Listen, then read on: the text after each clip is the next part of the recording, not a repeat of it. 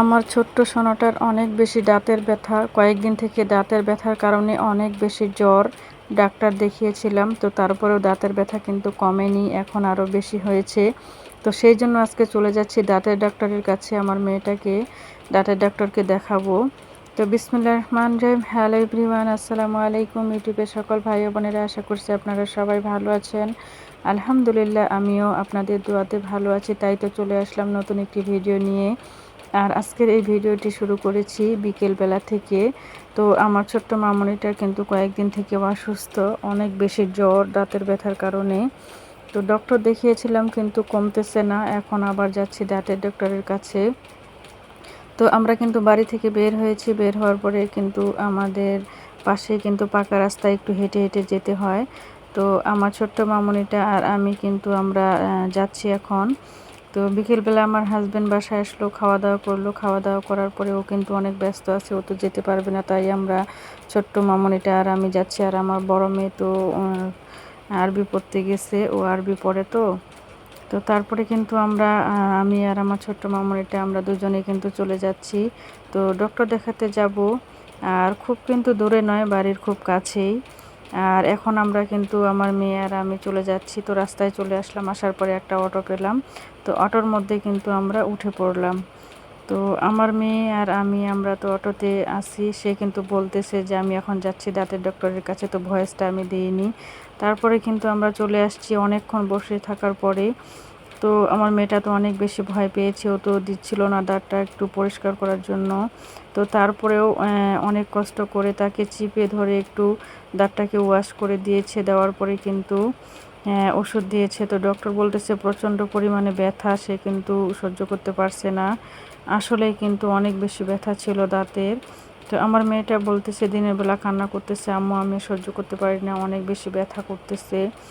তো আসলেই কিন্তু অনেক বেশি ব্যথা, দাঁতের ব্যথা কিন্তু আমারও আছে, আমারও যখন হয় অনেক বেশি কষ্ট হয়। তো ছোট বাচ্চা আসলে ওরা তো অনেক ধৈর্যশীল, তারপরেও কিন্তু যতটুকু ধৈর্য ধারণ করার ক্ষমতাও কিন্তু করেছে। তারপরে কিন্তু সে কান্না করতেছে, আর গালটা কিন্তু অনেক বেশি ফুলে গেছে। তো আমি কিন্তু ডাক্তার দেখাইলাম। আজকে ডাক্তারের ওখানে যে এত পরিমাণে ভিড় ছিল, বেশিরভাগ রোগী কিন্তু ছিল ছোট ছোট বাচ্চা। ডাক্তার তো অবাক হয়ে গেছে, বলতেছে আজকে এত রোগী, সবকালে ছোট বাচ্চা, এত দাঁতের সমস্যা। আসলে ইদানিং কিন্তু দাঁতের সমস্যাগুলো অনেক বেশি পরিমাণে বেড়ে গেছে। তো আমিও কিন্তু কিছুদিন আগে একটা দাঁত উঠিয়েছিলাম, আর এখনও কিন্তু আমার আরেকটা দাঁতের সমস্যা, আমারও কিন্তু মাঝে মধ্যে দাঁতের ব্যথা হয়। তো মাঝে মধ্যে এমন দাঁতের ব্যথা হয়, তখন কিন্তু সহ্য করতে পারি না। আসলে যে কোনো জিনিস যখন হয়, যে কোনো ব্যথাই বলেন, কোনো ব্যথাই কিন্তু কম নয়, তাই না? সেটা দাঁতের ব্যথা হোক, পেটের ব্যথা হোক, বা অন্য কোনো ব্যথা হোক, অনেক বেশি কিন্তু কষ্টদায়ক।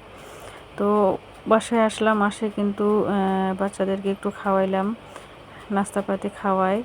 তারপরে হচ্ছে আমার ছোট্ট মামনিটাকে কিন্তু ওষুধগুলো খেয়ে খাওয়াই দিলাম। খাওয়াই দেওয়ার পরে কিন্তু আমার বড় মেয়েটা এখন পড়তে বসছে, ওকে তো নিয়ে যাইনি, ও তো বাসায় ছিল। ওকে একটু পড়াতে বসাইছি, আর বসার পরে কিন্তু আমি পাশেই বসে আছি, আর আমার বড় মেয়ে কিন্তু পড়তেছে। আর ছোট্ট মামনিটা কিন্তু আমার কোলে এসে বসছে, আর আমি কিন্তু তাকে একটু গান শোনাচ্ছি, ও কিন্তু হাসতেছে। গান শোনাচ্ছি যে তোমারে ফুটাইতে গো আমি, ওই গানটি বলতেছি। তো আসলে যখন মনটা ভালো থাকে, তখন কিন্তু বাচ্চাদের সাথে সময়টা দিতে, সুন্দরভাবে কাটাতে আমার কাছে কিন্তু অনেক বেশি ভালো লাগে। আসলে বাচ্চাদের সাথে যখন আমরা বাচ্চাদের মতো মিশবো, তখন কিন্তু তারা অনেক বেশি আনন্দ পায়, তাই না? আর ছোট বাচ্চা কিন্তু যার কাছে বেশি আদর ভালোবাসা পায়, ছোট বাচ্চা কিন্তু তার কাছে বেশি কিন্তু যায়, তাই না? তো আমি চেষ্টা করি আমার বাচ্চাদের সাথে আমি সুন্দরভাবে আচরণ করার, বন্ধুসুলভ আচরণ করার। যখন মনটা আমারও ভালো থাকে, তখন আমি তাদের সাথে খুবই সুন্দরভাবে মিশি, একেবারে ছোট বাচ্চার মতো তাদের সাথে মিশি। কিন্তু আমি তো আজকে একটু মন মানসিকতা আসলে ভালো ছিল, তো সেই কারণে আজকে কিন্তু মানে অনেক বেশি তাদের সাথে সময় দিচ্ছি, আর অনেক বেশি এনজয় করছি আমরা। তো এই হলো অবস্থা। তো আসলে আমি সবসময় বাচ্চাদেরকে নিয়ে নিজেও ভালো থাকতে চাই, তাদেরকেও ভালো রাখতে চাই। আপনারা সবাই দোয়া করবেন আমার 2 বাচ্চাকে যেন আমি ভালোভাবে মানুষ করতে পারি, তাদেরকে যেন মানুষের মতো মানুষ করতে পারি, এক এক আদর্শবান মানুষ হিসেবে যেন আমি গড়ে তুলতে পারি। আপনারা সবাই আমাদের জন্য দোয়া করবেন, আর আমি আপনাদের সবার জন্য দোয়া করব। ভিডিওর এ পর্যায়ে এসে আপনাদেরকে একটা অনুরোধ জানাতে চাই, যারা আমার এই ভিডিওর মধ্যে আছেন এখনও পর্যন্ত একটা লাইক দেননি, অবশ্যই ভিডিওতে ছোট্ট একটি লাইক দিয়ে ভিডিওটি কন্টিনিউ করবেন। আর ভিডিওর কোনো অংশে কথা ও কাজে যদি আপনাদেরকে ভালো লেগে যায় অবশ্যই কমেন্ট করবেন, আর যদি ভালো লাগে অবশ্যই চ্যানেলটি সাবস্ক্রাইব করে পাশেই থেকে যেতে পারেন, আর আমাদের সাথে অবশ্যই থাকবেন। আশা করছি আপনাদের জন্য অনেক অনেক দোয়া তারপরে কিন্তু আমি যে ডাক্তারের কাছে গেছিলাম তখন কিন্তু হালকা পাতলা কিছু শাক নিয়ে আসছিলাম। তো সেই শাকগুলো কিন্তু এখনও কাটা বাছা করা হয়নি। এখন কিন্তু সব কাজ শেষ করেছি, করার পরে এখন আমরা কিন্তু শাকগুলো নিয়ে বসে পড়লাম 3 মা মেয়ে মিলে। তো এখন কিন্তু আমরা বসে বসে শাকগুলো কিন্তু কাটা বাছা করে ফ্রিজে রেখে দেব। তো আমি নিয়েছিলাম হচ্ছে কলমি শাক, আর নিয়েছিলাম হচ্ছে পুঁই শাক। কলমি শাকটা নিয়েছিলাম 3 আঁটি, আর পুঁই শাকটা নিয়েছিলাম একটা। তো এগুলো কিন্তু রান্না করব কালকে। তো কলমি শাক আমার কাছে কিন্তু অনেক বেশি প্রিয়, আমার হাজব্যান্ড কিন্তু খায় না। ও বলে যে কলমি শাক খেলে নাকি শরীর ব্যথা করে। তো আমি কিন্তু ওগুলো বিশ্বাস করি না যে কলমি শাক খেলে শরীর ব্যথা করে। তো আমার কিন্তু হয় না, কলমি শাকটা কিন্তু আমার কাছে অনেক বেশি ভালো লাগে, অনেক বেশি পছন্দ আমার। তো আমি কিন্তু গেলেই আমি কলমি শাক নিয়ে আসি, অনেক বেশি ভালো লাগে। আমার হাজব্যান্ডও আমাকে এনে দেয়, ও না খেলেও কিন্তু আমাকে এনে দেয়, আমার কাছে অনেক বেশি ভালো লাগে। তো আমি কিন্তু পুঁই শাকটা আগে কাটে নিব। তো পুঁই শাকটা কাটা বাছা করে তারপরে কিন্তু কলমি শাকগুলো কাটবো। আমি কিন্তু গান বলতেছি, আর কিন্তু শাকগুলো কিন্তু কাটাকাটি করতেছি, বাছা করতেছি, কাটা বাছা করতেছি। তো আমার মেয়েরাও আমি আজকে কিন্তু আমরা অনেক বেশি সময় দিয়েছি, অনেক বেশি এনজয় করেছি। তো এটা কিন্তু একেবারে রাতের ভিডিও, প্রায় 10:30 11টা বাজে, তখন কিন্তু আমরা ঘরের মধ্যে বসে বসে শাকগুলো কাটা বাছা করতেছি।